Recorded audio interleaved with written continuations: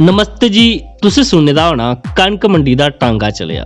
ये उ'ऐ टांगा कणक मंडी वाला तुस दिक्खा करदे हो ते अस आई पुज्जे आं सुचेतगढ़ बार्डर उप्पर आरएसपुरा सैक्टर विच। सुचेतगढ़ बार्डर दा भी बाघा बार्डर है लेखा खास इतिहास है। जेकर अस लो पाचै तां आज़ादी थमां पहले भी इत्थे खास रौनकां रौंदियां। ये जेड़ा राष्ट्रीय ध्वज तुस दिक्खा करदे हो लगभग 131 मीटर दी ऊंचाई उपर है ते अस गल कर सियालकोट 11 किलोमीटर ते लाहौर 141 किलोमीटर है।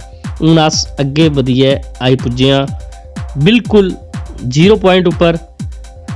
इत्थों अस तुसीं दस्सा करने आ सामने 100 मीटर दी दूरी उपर दूए मुल्खै दी पोस्ट लब्भा कर। इस बक्खी दी पोस्ट गी सुचेतगढ़ गलाया जंदा ते दूए बन्ने दी पोस्ट गी इनायत करियै गलांदे न।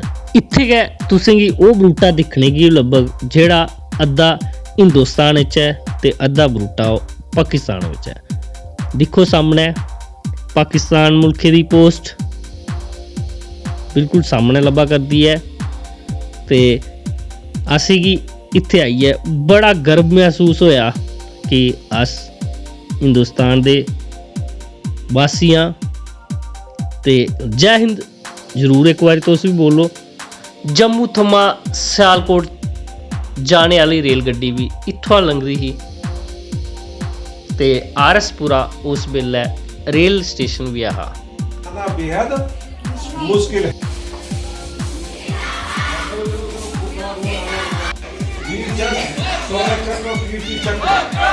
काफी लोगों को मिले हुए लड़ाई के दौरान ये क्या है, बीएसएफ एक ऐसी फौज है जो आरएसपुरा रेल स्टेशन ते बनाल टनल एदे सुचेतगढ़ बार्डर उपर बाघे बार्डर वाले लेखा परेड भी होंदी है। परेड का नज़ारा दिखदे गै लभदा है। तुस भी दिक्खो ते नंद लैओ सीमा सुरक्षा बलें दी परेड दा। परेड गी दिक्खियै तुंदा भी रोम रोम खड़ोई उठग ते भारत माता दी जय तुस जरूर गलागो। बड़ा गै गर्व महसूस होंदा कि अस भारतवासी आं।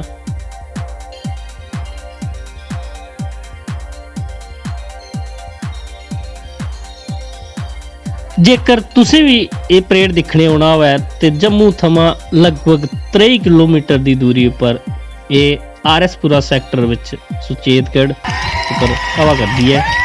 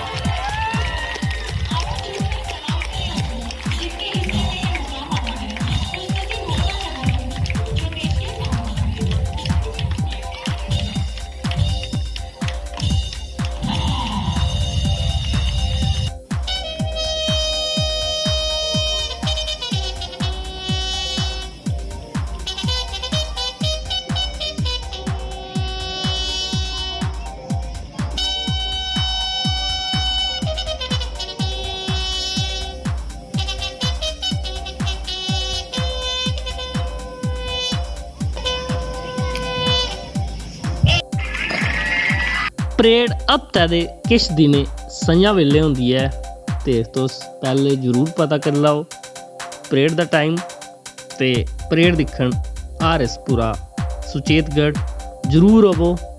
ते इत्थे कोल गै तुस डोगरें दे पैह्ले महाराजा गुलाब सिंह हुंदे द्वारा बनाए गेदे रघुनाथ मंदिर च राम भगवान दे दर्शन भी करी सकदे हो। ते जय हिंद, जय डुग्गर ते जय मां डोगरी।